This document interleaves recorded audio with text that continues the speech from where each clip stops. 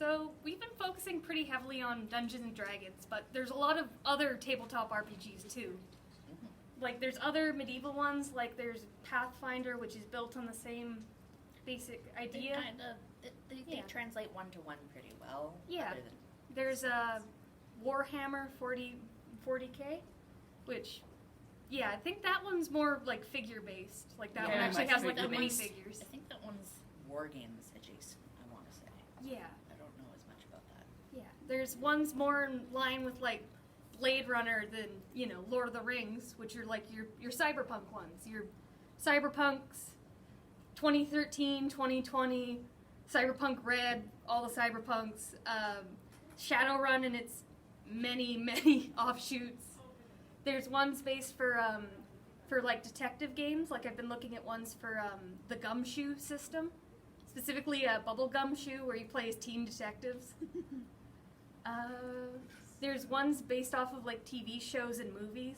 Like there's one based off of the TV show Leverage. So you basically run a heist, and you can pick like your grifter or your hitter or your hacker. There's even one for like the 80s soap opera Dynasty. Like, yeah, that was made in the 80s. There's an 80s For tabletop some reason, role. this does not surprise me at all. Like There isn't a Star Trek, like a dedicated Star Trek. there is. There is, by the way. There is. I don't have to eat my hat. Yeah, Yeah. there is. Yeah. Star Wars. There's multiple Star Wars. I've heard stories about Star Wars. There's so much Star Wars. Yeah, there's ones for movies. Like there's one I want to get people together for, but it's not as much of like a D&D type tabletop RPG one. The Miraculous Adventures of Baron Munchausen, which is That sounds fun. yeah, it's more like competitive story spinning than it is an actual tabletop, where you basically just, you know, you turn to your players like, is it true about the time that you stole the ruby from the dragon's hoard, and then they have to make up a story about how they did it. Who can Yeah. So, in other words, BS more? right? Yeah. It Basically, it's kinda, competitive BSing. Yeah, it kind of takes being a Toastmaster. One of the skills that we do is impromptu speaking. So essentially, it's that one would like be perfect for impromptu you guys. speaking, but Yeah. in a game form. Yeah, you get every player gets a pile of coins, and you can wager complications to the person's story they're telling. Like, oh, I heard you actually did this. And you can either wager a coin back and go, oh no, that's not true, you're lying. Or you can just incorporate it and take the coin. And at the end of the game, whoever has like the most coins, those are votes for who you think had the best story. And whoever had the best story wins it. Nice. I've been dying to play it, but I don't know who I'd be able to talk into it, because it's not like a traditional tabletop game. But yeah, there's many different kinds of tabletops. There's ones you play with people. There's some you even play just with yourself as like a writing exercise.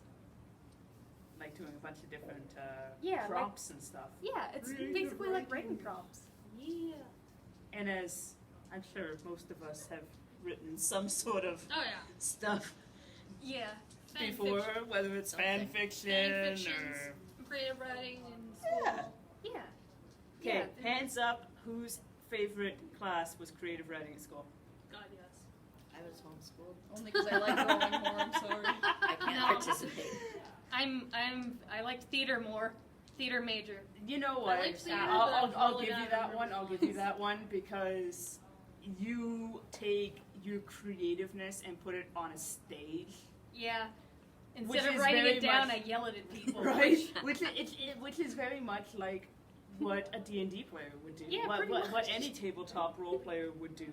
You are essentially taking that character into yourself and transforming yourself into that character for however long your campaign lasts. Basically, we're all art kids. Yeah. Well, Yeah. D&D, I mean, you could act it out if D&D you is really just wanted to. That's and You know, that's math another and that's improv. another thing. D&D in live action. LARPing. LARPing. How many of us actually LARPed? I've heard not I have. officially. I've heard stories of other people's LARPs. I've never I- actually LARPed myself. I basically ran around with a couple friends and we told stories of what we're doing. It's like, yeah, I'm whacking this character with a stick, and yeah, that's what I'm doing. I mean, I used I to do mean- that when I was a kid. Yeah, I I mean, did most that in people middle have when they're school when it was basically just you and like 10 of your friends running around in the playground going, well, I hit you with this. And it's like, you can't do that. We used to do Yeah. that with Yu-Gi-Oh, to be quite honest. Yeah, Warrior the cast kid training. equivalent of, I teleport behind you. No, I teleport behind you. No, I teleport behind you. So Yeah, pretty much. preschool D&D. Teleport Middle to school life. D&D. Middle school Personnel. D&D. Preschool D&D. Yeah, You have half an hour to run outside, kids, D&D. pretty much.